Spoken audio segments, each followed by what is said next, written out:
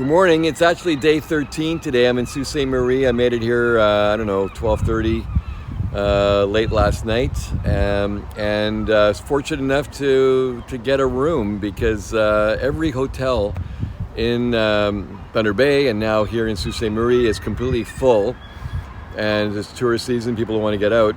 I stayed at the Fairfield Inn and Suites by Marriott, and this wonderful front desk lady that I called, even though they were sold out, I said, I maybe some other place that I even stayed in a Fleabag motel, the night before, and do you know any place? And she said, you know what, I think I might have a room for you.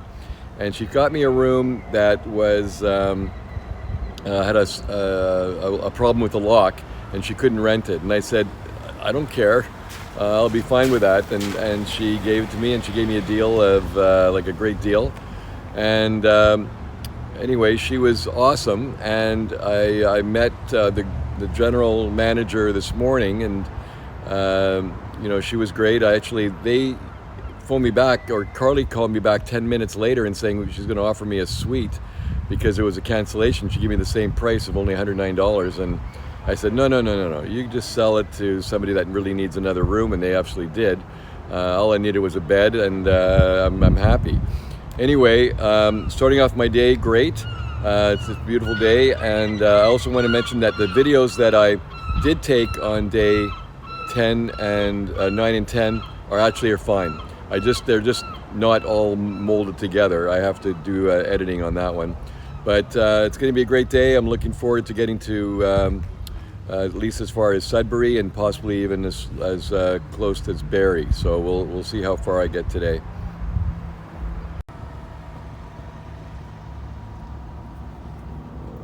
I'm just leaving this Petro-Canada station in Espanola, and I'm actually quite disappointed because the level 2 fast charger just wasn't working.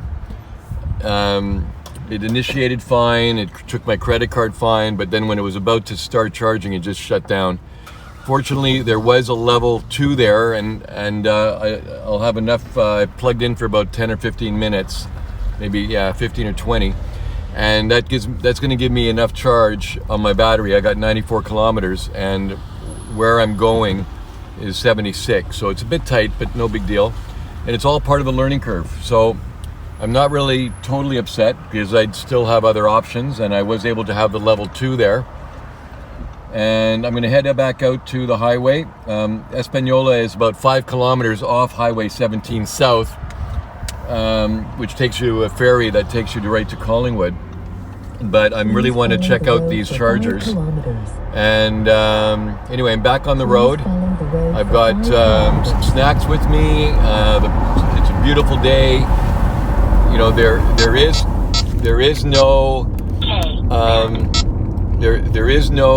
smoke in the air. So it's the first time in a while there's no smoke, and I still have enough power to even use my air conditioner.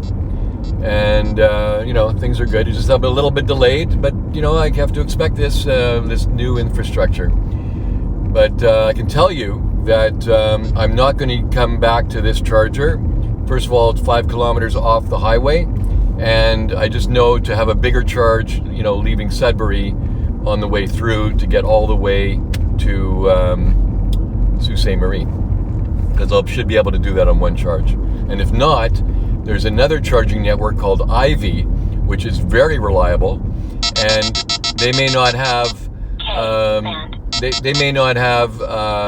the 150, but they have 100 kilowatts. So we'll probably just top up for about 5 minutes or 10 minutes, and then go all the way to Sudbury on our fast drive in September. Well, like I said, it's a beautiful day, and there's no smoke at all, which is so great to see. We've had some rain here, and that just made all the difference. Anyway, I'm going to get past soon because there's a huge long lineup of traffic behind me, and they're all going to pass me because I'm only doing 93 in a 90 zone because I got to conserve my battery to make it to the next charging station, and I'm really quite embarrassed actually. And there everybody goes now. And but I got to make it to the station. It's in Sudbury. It's 43 kilometers away, and I have 61 kilometers on my battery. So not a lot of cushion, maybe 17, 18 kilometers. Yeah. So, I mean, it's not a problem. 18 is no problem. I just got to make sure that, and there'll be lots of charging stations in Sudbury, so I'm not concerned. But that's just the way it is. And that's what happens when a station goes down. And you know, I said before that the Petro-Canada stations were unreliable. And that means that I can't depend on them.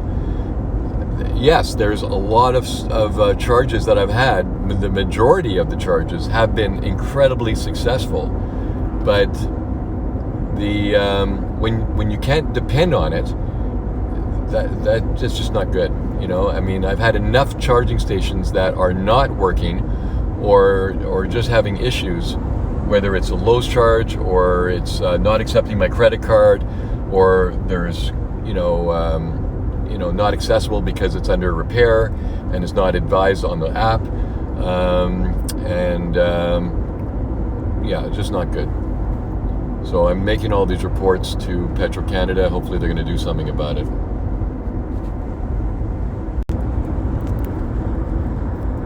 I just had another thought. You know, when lately I've been only charging my battery to 80%, and the reason for that is I get enough range between the charging stations, and I get to go faster and, save time, instead of crawling along here at the speed limit. Not to say that I'm excessively speeding, and, I'm just following the traffic in most cases, especially today. Anyway, if I would have filled my battery up full when I left Sudbury, I would have had no problem to make it all the way to Sudbury. The main reason why I only put it up to 80% is because after 80%, the battery takes more time to fill. Just like a bucket of water, if you fill it as you get closer to the top, you have to slow down the water so it doesn't spill over. So no difference there. And I have to go 5 kilometers off the highway to get to this charger in Espanola, and 5 kilometers back. So that takes time away from your inconvenience. So if I was really planning this trip the way I really would have wanted, and I would bypass this charger anyway, the one that was not working. But I wanted to check it out. I wanted to make sure, I'm trying to figure out, what chargers work, what chargers doesn't. It's going to help Petro-Canada actually, that they're going to know, what the status of their system is. Because really, to be reliable, they all have to work, all of them. One thing that, I'm getting really close to the end of my battery. I got 26 kilometers left, but I have 8.7 kilometers to my destination. And I'm actually fighting a headwind, so that doesn't help matters. However, there's a trailer, trailer, and I've actually just starting to catch up. I actually use more battery power than I normally would, keep straight and continue to follow so that I can get behind him, and he's going to break the wind for me. And I'm with adaptive cruise control, so I'm going to be. This is about as close as I can get. It's about 7 or 8 car lengths behind him. And my battery power will be saved by being behind him because of this headwind. Now keep straight. 2 years ago, when I was going through, this area, I charged well before Espanola, but not far away, and it was a charger at a Scotiabank. I forget the name of I think it was EV Root brand. Or network, and that charger actually I just noticed when I was driving by was actually not working, and then this charger at Espanola was not working, and so fortunately I had a level 2 there, so I was able to sit around for about 15-20 minutes. I think I mentioned that, to at least get enough power in my battery and have a little bit of a cushion to make it to Sudbury. In 2 kilometers, keep right. Anyway, that's why the reliability has to be in place before people can really, have trouble-free EV driving. But we're still in the infancy. There's still issues to be worked out, and it will come. It's just that, there's going to be a learning curve on this.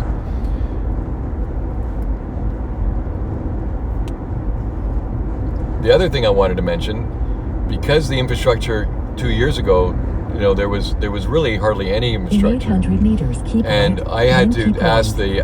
I went to talk to Audi because I knew they had a level 3 charger, but I was going to be there only after they closed. And the manager, I forgot his name. I should have looked it up before I even started this video, but he was great. He actually stayed past his normal hours and waited for me so that I could... Now keep right, then keep right. So that he could, I could get my car charged. And we had a great conversation, and I was so glad that he stayed, because otherwise I would have had to wait I'd have to stay there overnight to wait for him to, to get there in the morning. And I was able to get all the way to Barrie. Now keep right. So that was great. So I just said kudos to Audi in Sudbury. Anyway, I'm off the highway now. In 2 kilometers, turn left. And I'll be at my destination in 2.6 kilometers. I've got 21 kilometers on my battery. I'm good. And I think I should be able to see the station pretty soon. Okay, I made it. Here's the chargers. I'm going to start charging. Okay, it's plugged in, it's initiating, and I'm crossing my fingers. I shouldn't have to cross my fingers. I should know that it should work if it was reliable. So let's see what happens. It's initiating. I'm waiting. And maybe I can sing a song for you while it's waiting.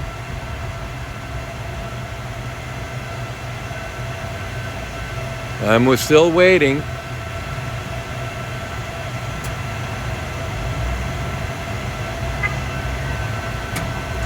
Okay, I think I hear something happening. Okay, we're in business. It started charging. And you can see that my battery was only at 5%. The power on this charger looks really good, 139 kilowatts. And it will be going up. You'll see there, 139. And after about 2 or 3 minutes, it'll probably go right up to 150. Anyway, I'm all good. Thanks for watching. Well, I'm disappointed again. I think I got about 5 kilowatts of power, and then it shut down. So there's 2 chargers here. I'm going to try the second one. We'll see what happens. Well, I tried the other charger, and it failed twice, and now I'm back to the original one that I tried, and it's going again. But I'm really nervous. I can't depend on it. We'll see how long it takes. Right now, it went from 12 to 15 in a few minutes. Not even in a few minutes, in 1 minute. And I just pray that it keeps charging, because I don't have a lot. There is a few other options. There's one other charging network 8 kilometers away. So if this fails, I'm going to go there. Well, just as I was feared of, it stopped again. I'm going to try it one more time, and if it does it again, I'm going to go to the other charger, which is 8 kilometers away. This is a very big disappointment. Okay, so I was telling you that I was having some issues with this Petro-Canada. I have Devin, who is part of the EV Society for Sudbury area. For Greater Sudbury. Anyway, I just spent 15 minutes or so on a separate video just on the issues and just the overall talk about EVs in this area, and of course Canada as well. And I was really happy that Devin remembers my trip from 2 years ago, and so he knows who I am. And all the issues that I was complaining about earlier is really more about information feedback that I'm going to be giving to Petro-Canada. Mm-hmm. And even though I've probably lost about an hour today having these issues, all that's forgotten because I got to meet Devin. Okay, so anyway, my car's charging successfully right now. I'm at about 86%, and it should be finished in a few minutes. And Devin, why don't you say a few words to my listeners about how long you've been with you're president of the society, and why you did it. Why are you a member of the society? Yeah, so I've been with the EV Society for about 4 years now. For 5 years, I've been president of the local chapter.